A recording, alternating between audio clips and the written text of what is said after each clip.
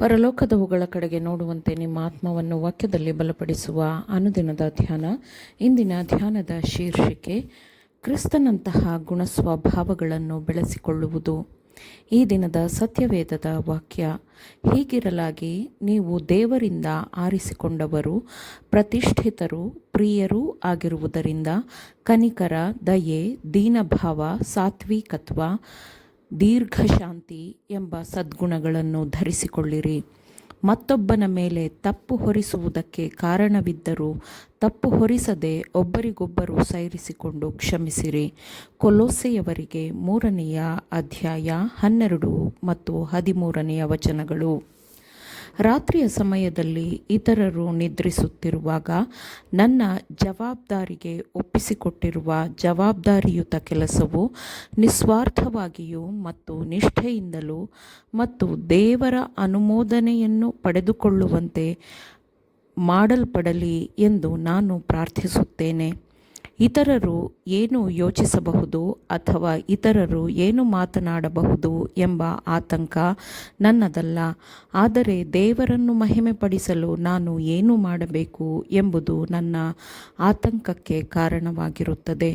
ನನ್ನ ಕೆಲಸವು ದೇವರ ಪರೀಕ್ಷೆಯಲ್ಲಿ ಒಪ್ಪಿಗೆಯಾಗುತ್ತದೋ, ಉನ್ನತವೆಂಬ ಪ್ರತಿಯೊಂದು ಲೌಕಿಕ ವಿಷಯವು ನನ್ನಿಂದ ತೆಗೆದುಹಾಕಲ್ಪಟ್ಟಿದೆಯೋ, ನನ್ನ ಹೃದಯವು ಕಲ್ವಾರಿಯ ನಮ್ರ ಮನುಷ್ಯನಾದ ಯೇಸುಕ್ರಿಸ್ತನೊಂದಿಗೆ ಹೊಂದಿಕೆಯಾಗುವಂತೆ ಇದೆಯೋ, ನಾನು ಅಳುತ್ತಾ, ಪ್ರಾರ್ಥಿಸುತ್ತಾ, ಕೆಲಸ ಮಾಡುತ್ತಾ, ನಿತ್ಯತೆಯ ಬೆಳಕಿನಲ್ಲಿ ನನ್ನ ಉದ್ದೇಶಗಳು ಮತ್ತು ಭಾವನೆಗಳನ್ನು ಸರಿಪಡಿಸಿಕೊಳ್ಳುತ್ತೇನೆ.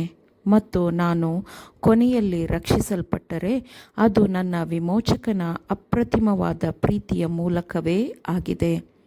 ಅಬ್ಬಾ, ನನಗಾಗಿ ಅಂತಹ ಸ್ವಾರ್ಥತ್ಯಾಗ, ಅಂತಹ ಸ್ವಾರ್ಥ ನಿರಾಕರಣೆಯನ್ನು ಪಾಲಿಸಿದ ಆ ಪ್ರೀತಿಯು ಎಷ್ಟು ದೊಡ್ಡದಾಗಿದೆ ಅಲ್ಲವೇ?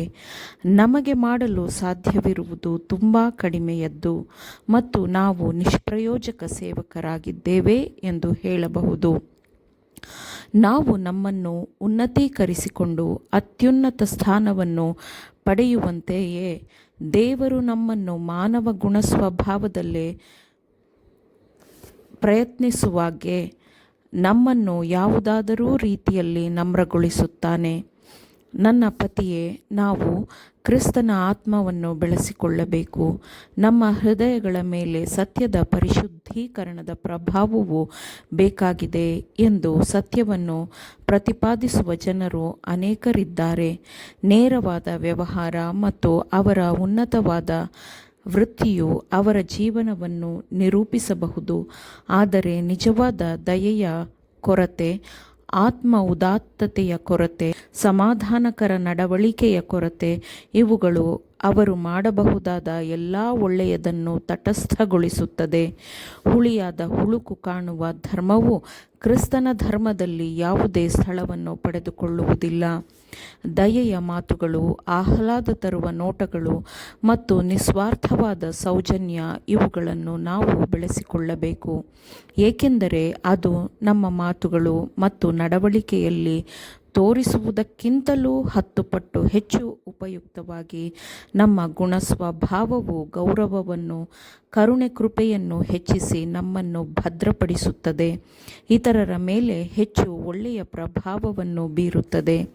ನಾವು ದೇವರಿಗೆ ಪ್ರತಿಯೊಂದರ ಲೆಕ್ಕವನ್ನು ಸಲ್ಲಿಸಬೇಕಾಗುತ್ತದೆ ಮತ್ತು ಅದು, ಅಂದರೆ ಆ ಸ್ಥಾನವು ನಿರಂತರವಾಗಿಲ್ಲವಾದ ಕಾರಣ ಮತ್ತು ಸ್ವಾರ್ಥದ ಮುದ್ರೆಯನ್ನು ಹೊಂದಿರುವುದರಿಂದ ನಾವು ಅದರ ಬಗ್ಗೆ ನಾಚಿಕೆ ಪಡುವ ಅವಶ್ಯಕತೆ ಇಲ್ಲ. ನಾವು ಈಗ ದೇವರ ಮಹಿಮೆಯತ್ತ ಏಕಚಿತ್ತವನ್ನು ಹೊಂದಿರಬೇಕು ಮತ್ತು ನಮ್ಮ ಆತ್ಮವೆಂಬ ದೇವಾಲಯವು ಸ್ವಾರ್ಥವನ್ನು ತ್ಯಜಿಸಿ ಶುದ್ಧೀಕರಿಸಲ್ಪಟ್ಟಿರಬೇಕು ಮತ್ತು ನಾವು ಆತನ ದೈವಿಕ ಸ್ವರೂಪಕ್ಕೆ ಹೊಂದಿಕೊಂಡಿರಬೇಕು. ನಾವು ಕೃಪೆಯಲ್ಲಿ ಬೆಳೆಯೋಣ, ಯೇಸುಕ್ರಿಸ್ತನನ್ನು ನಂಬಿಕೆಯಿಂದ ಹಿಡಿದುಕೊಳ್ಳೋಣ ಮತ್ತು ಆಗ ಆತನ ಬಲವು ನಮ್ಮನ್ನು ಎತ್ತಿ ಹಿಡಿಯುತ್ತದೆ. ಆಮೇನ್. ದೇವರ ವಾಕ್ಯಗಳನ್ನು ಶ್ರದ್ಧೆಯಿಂದ ಆಲಿಸುವವರು ಮಾತ್ರವೇ ಆಗಿರದೆ ಪಾಲಿಸುವವರು ಆಗಬೇಕೆಂದು ನಿಮ್ಮನ್ನು ಉತ್ತೇಜಿಸುತ್ತೇನೆ. ಪರಿಶುದ್ಧಾತ್ಮನ ಸಹಾಯದಿಂದ ಆಲಿಸಿದ ನಿಮ್ಮೆಲ್ಲರಿಗೂ ಧನ್ಯವಾದಗಳು. ಮತ್ತೆ ದೈನಂದಿನ ಧ್ಯಾನಕ್ಕಾಗಿ ನಾಳೆ ಸಂಧಿಸೋಣ. ಆಮೇನ್.